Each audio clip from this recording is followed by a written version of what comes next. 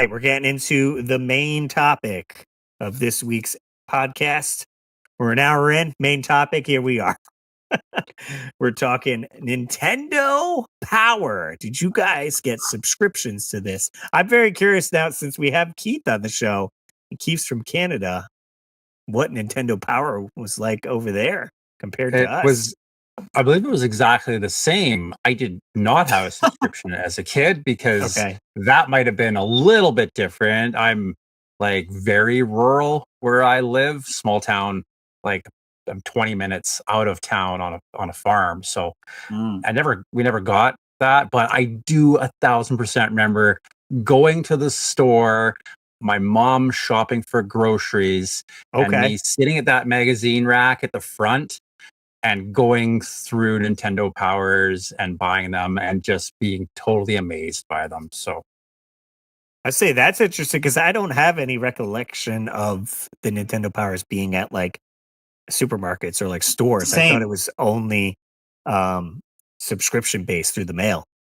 Same. I don't remember any of that. I definitely had one or two that I got from something like that. Okay. Yeah. Maybe it was older issues like that, not the current month or whatever. Yeah. Nice. It could have just been location too. Who knows, right? Like maybe they were shipped here because it was easier for me to get a hold of that way. Mm-hmm. But Russ, did you have a subscription? Yeah. This is my original number one copy. Now, what does yours say on the front? Because there's 3 different versions of it. Oh, okay. I mean, so you see where it says free. What does yours say? Free poster inside. So there's 3 versions. There's the free poster inside. There's a not for retail or not for sale, not for resale version, and then there is a promo version. Okay. And I have 2 of the 3. I got really lucky, and I found them. I don't know, maybe like 6 or 7 years ago at a comic book shop in Rhode Island. Mm-hmm. And at the time, they had no idea what Nintendo Power was. So I was just digging into like regular magazines under the table. Okay. All of their Nintendo Powers were marked $5. Nice. Yeah, that's a good one. So I picked up the number 1. I picked up the number 2. Yeah. This one is like super iconic because it's got the decapitated. There you go. I mean, Dave pulled all the same ones out the show. So funny story with this is the Dracula head that they used as props. Well, Keith could say to this too. With he was out at SoCal Retro Gaming Expo. They had a Nintendo Power display with some of these items that they used in these photo shoots that you can see. Dracula's head. There was the sneaker from Track and Field. The Mega Man issue that had Dr. Wily's like machine. Yeah. Yep. That's the one. Wait, is that one? Yes. Possibly that one. Yeah. So that's pretty cool that some of the stuff survived. Just looking at this. So there's Earthworm Jim here. So at the top here, I don't know if you can see that, but it does say it does have the prices, US and Canadian. So that would tell me that I could have pulled this off a shelf for sure. Yeah, on Mars, yeah. Ours have that as well. Yeah, and I tried to look because I have a few that are like that I got at SoCal, right? So I thought maybe it was just a Canadian thing, but they all seem to have that. Yes. This one went to Michael Foster in right in California. So well, now this one does not though. This one only has let's see if you can see it. It just has $3.50. Yeah. So I wonder if the earlier issues maybe weren't and available, moved over, right? Because like this one doesn't even have a sticker on it for like a postage sticker, and a lot of them do, right? So some of them I've seen, like the later ones. Like there's a white box where you would put the mailing sticker. Yeah. But sometimes there's not a mailing sticker in there. And that's why it's hard to find these copies with like no residue or anything like that. This one's on the back, so it's got the mailer on the back. But yeah, do you guys have any like favorite covers? I loved when they were doing like that claymation look on the covers. Yeah, Like I always thought that was super, super cool. Like Stunt Racer FX there, like that cover with those claymation cars for those just listening. They just are so iconic like that. I really love those ones. This one might be one of my favorites. Oh yeah, the Dr. Mario. That's just because like the lighting on it too, like with the gloss and the, I don't know. Let me see if I could get this in focus for you guys. Get away from my light there so you could see. But yeah, like the lighting on it and everything, it's like a little, 3-dimensional. And now you guys went to SoCal when they had all this stuff set up. Mm-hmm. Now there's no back to these sculpts. Is that correct? I don't know if I saw those ones. I don't know if I saw. Yeah, because I think what happens is somebody showed like the back of Dr. Wily or the back of Mario from the first issue, and they're just hollow. Like there's nothing in the back. So they only sculpted the front. But yeah, the claymation, and then they got wild too with this one. This one is my other favorite one, where they combined kind of like claymation and cartoons. Because you got the cartoon, of Scrooge McDuck, but then all of the stuff on the background is all claymation and fully designed. So they kind of mixed it up there. They pulled a Roger Rabbit situation. So here's my video. More claymation that I'm pulling up here of the display that they had at SoCal here. So you can see they have Mega Man. There's, I believe that's the Dr. Oh, no, that's from, there's Dr. Mario. Yes. The shoes. I feel like, they have backs to them, David. Okay. It looks like I saw something. Maybe it was only like on a couple of them then. Yeah, there's some, But that's so cool, man. Like to see that Dracula head. Yeah. Dude, that's so cool. Right? Wild. They put so much energy into that, right? I remember that Game Boy being in one of the issues and thinking just like, how cool is that Game Boy? Yeah. Yeah. And again, a lot of this stuff at the exhibit, they had sketches of what the covers would look like or other inserts where it's just, pen at bare bone, because at this time, it was, if any, very little computer work going into it, right? It's all hand drawn, handcrafted. They're taking actual photos to get the covers and all that. So a lot went into this magazine to come out, and just as appreciate it that much now as an adult. You're like, this is awesome. And it's been years since I opened one of these. Oh, okay. And I think I bought my first ones at SoCal. And when I got home and first opened it up, it was just such a rush of nostalgia. Opening that and seeing from the colors they used to like the players poll contest type of thing that, we as kids were writing into and being involved in, right? It was just such a rush of nostalgia. Yeah, so like this one right here, the DuckTales one. Yeah. This one has the Fester's Quest map here. Oh, and then right next to it, it's got the pull-out Super Mario Brothers 2 guide. And then after that, you got more poster stuff. You got this whole section for Game Boy. Dude, like if you're listening or watching and you have a Nintendo Power that you can open up and look at, I highly suggest you do, because the nostalgia of just sitting here in this moment is such a cool moment to go through these, right?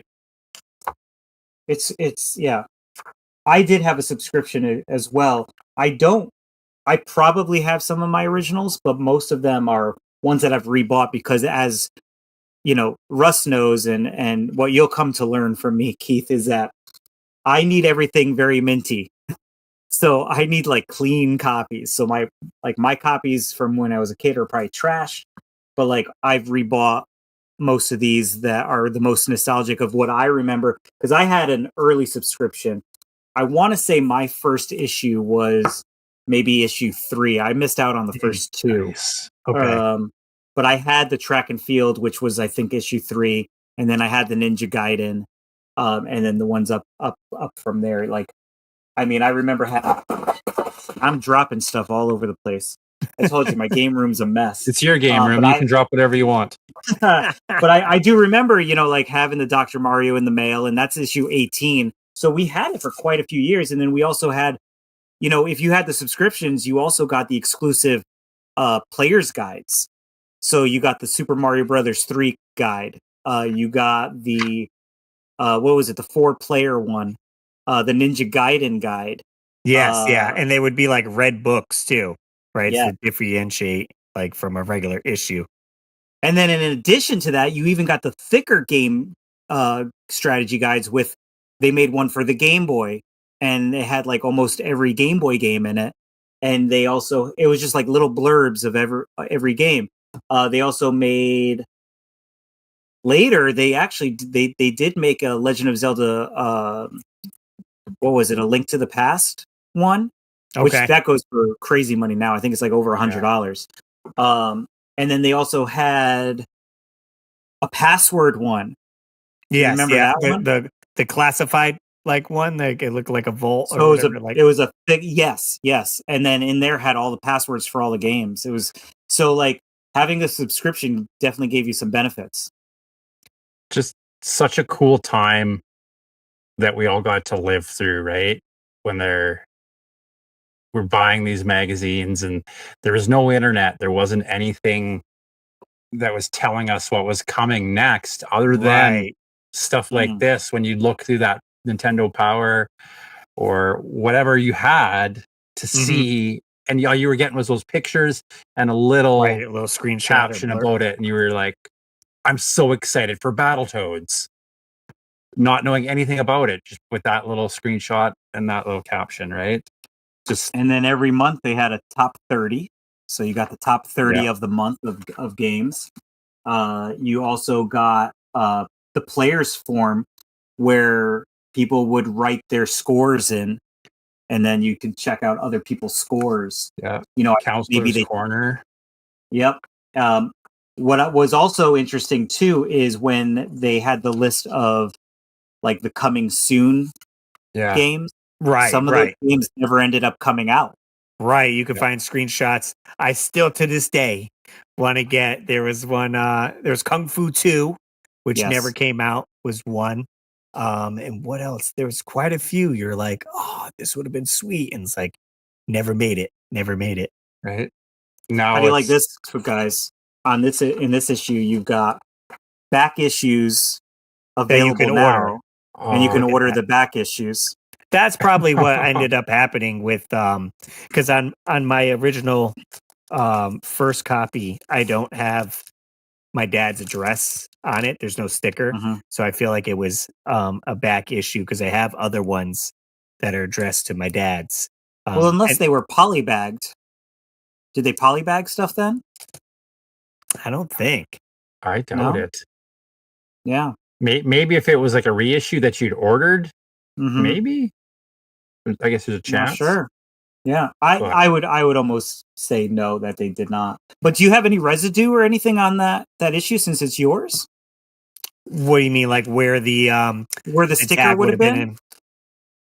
Because I'm assuming there would have been a sticker if there's no printed on it. Yeah, there's no like place to normally put it, right?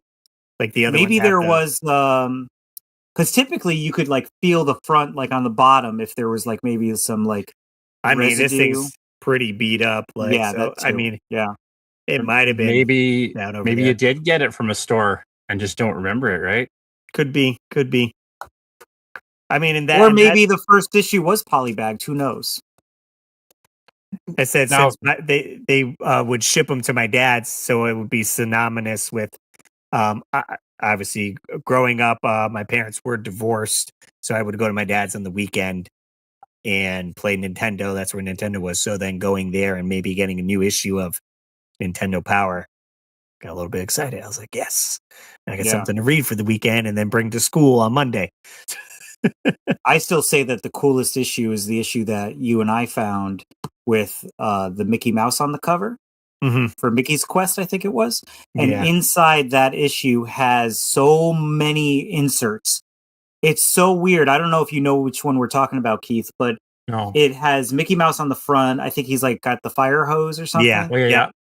And inside that particular issue had so many inserts. Not only did it have the poster, it had the Star Fox right? model. They had,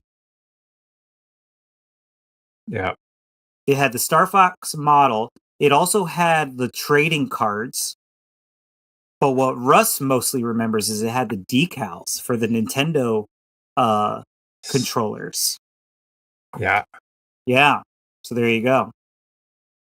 So that issue, it's so weird. If you could find that issue and it has everything in it, it only goes for like $10. Yeah. Like if you even look it up on price charting, it says $10. But it seems like it should be worth so much more, especially just because of those decals that are in there. Right. Like this copy of Super Mario All-Stars, it has it's got some of the trading cards in it. Yes. Nice. Yep. Yeah. Right. Oh, and the Mickey Mouse issue also had a Mario Paint manual, or not manual, but like guide, short guide or something. Yeah. How about this one? I have here is the Batman issue. That's the Batman a cool cover. game, and I was flipping through it. This one actually has I don't know if you guys remember this, the little like gear and stuff. Get into the gear of Nintendo. So it has all the cool stuff you would order. I take it back. Russ has got the good issue. Right. What do we got here? That right there. Does it have the picture of the kid in his room? Yeah, there you go. You got the power pad, the freaking trash cans in here, the cart that you put your TV on and your Nintendo in. There's a Which water trash bottle. can is in there? It's a Zelda one. Is it? Oh, I have it right here. Is this it? It's right behind me. Dave's got the trash can. Look at that. That's the one. Yeah. I doubt you'd be able to see the close up. Maybe a little bit. Yeah. So I just picked this up at Retro World Expo last year. And then what's cool is even so Keith was again at SoCal Retro Gaming Expo. They did replica pants of these Nintendo sweats that I purchased. I'm jealous of those. Those are cool. Woodman had those, right? Yes, Woodman. Yeah. His stuff is pretty epic. I want to know, like, when you look through that magazine that has those items to pick up, there's like sunglasses in there. Okay. I don't think I've ever seen those sunglasses at a con, on eBay, anywhere. Like, who owns those? Do those still exist somewhere out there? Was that this in there, Russ? Is that what you were just? Oh wow! Look at that. Yeah. There's the watch. Keith's got the watch. There's Mario socks, like winter gloves, and a Nintendo hat that says Nintendo Champion. Never seen that ever. Wait, what gloves are those? Are they like mittens? They're like blue, almost like winter gloves. Okay, because I have black mittens. Okay. Of Super Mario Brothers 2 that I picked up also at Retro World. But looking through this was like awesome, like to be like, oh, I wish I could order this stuff. Like these are the things I want. Again, here's like iconic room photo. Where am I going? There, that way. Dude, the beanbag. Simon's Quest is on TV.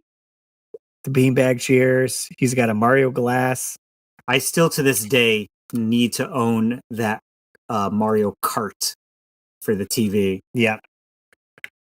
I know our buddy NES Addict just sold his. But that was, again, I had, like I said, I bring these to school and just all day, like go through, like look at cool stuff like that, look at maps and tips and tricks and maybe a game I'm playing or like that just looked interesting. The comics, right? We didn't even get into that with the Nestor. So much nostalgia from Sega had one too for a while too, right? Sega Visions. Sega Visions, yes. I have maybe one or two of those issues. I remember buying like electronic gaming monthlies. Yeah. At Expect Discount. Do you remember that store? I don't know if they have that in Canada, but that was like a big like discount grocery. Like I don't know what you would compare it to today. Mm-hmm. Maybe a Walmart. I don't know. I don't know, but I remember getting electronic gaming monthlies, and those were thick magazines. There's nothing that hits better than those retro game magazines for sure. Yeah, absolutely. Did we have any comments or anything on these ones? We did. I was just going to showcase. This is the last issue printed of Nintendo Power, which mimics the first issue printed, and it's how it's set up with its cover there.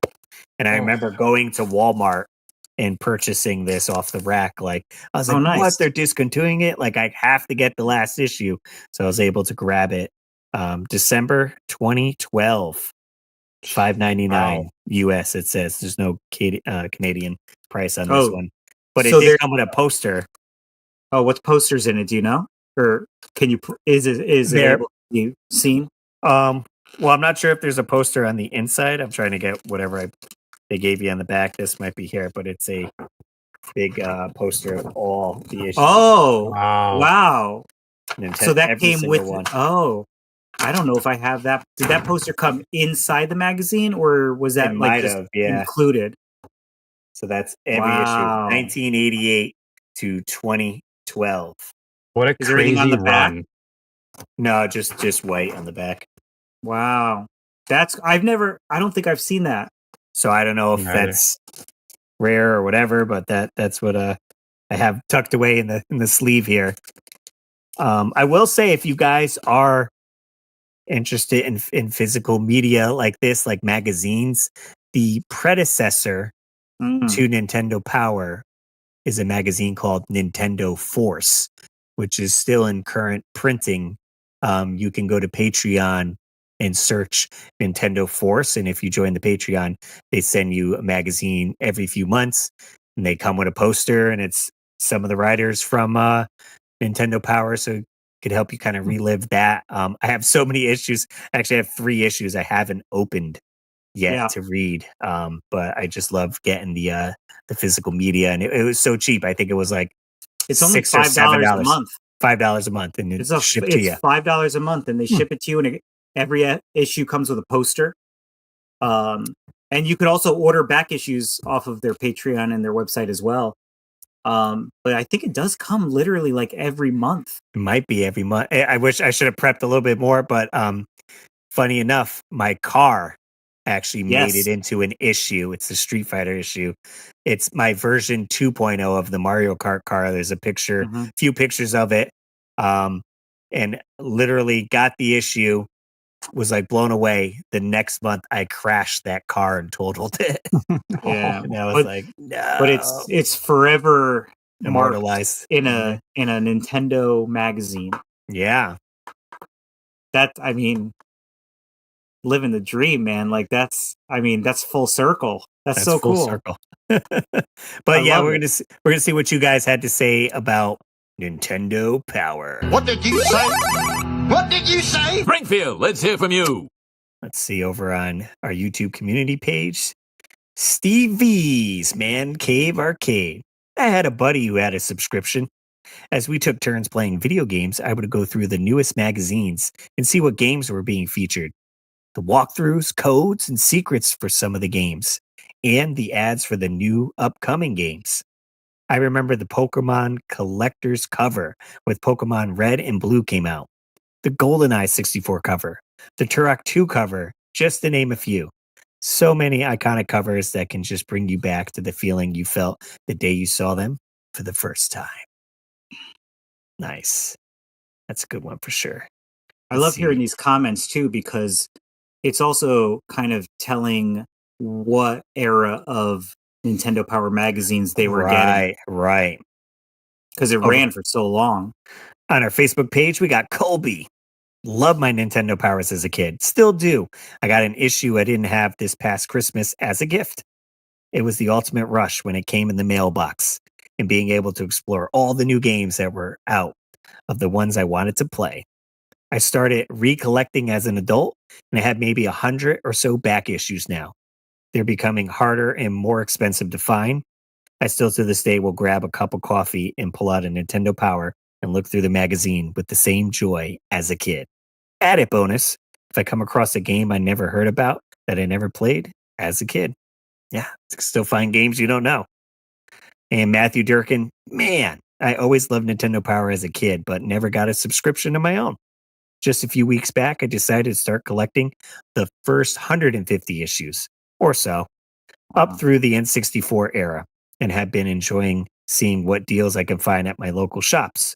So far, I picked up around 30 issues, all with the posters still attached, and I'm looking forward to making a nice display area for them in my game room. Nice. Yeah, that's certainly a goal, or you could set like what era do you want to collect, because there's so many. I was trying to do the first 50 issues, I want to say. And you know what? Actually, he talks about the price, but like going back to these and looking at them even tonight, guys, with you, yeah, it's worth the money. Yeah. They're really worth it. They are. If you could relive that nostalgia, like just by looking and thumbing through that magazine, I would, back in the day, the Game Chasers, Billy said it best. He's like, if you can have a complete collection of Nintendo Power magazines or a complete NES set, he would take the Nintendo Power because you can just look at it wherever you go. Nice. Let's see. The Tech Chef. My husband got a letter published in Nintendo Power once. Well, that's sweet. I'll have to talk to her husband's Ed.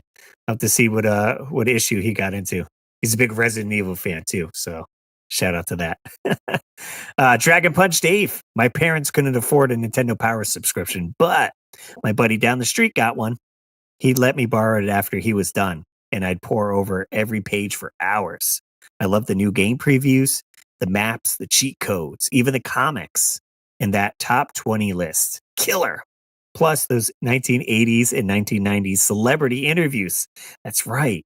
Man, that magazine was awesome. Those were the days. We got Gingerbeard, the gaming dad.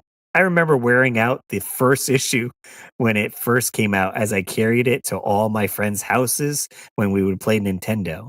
It was mind-blowing at the time. Wish they still had it.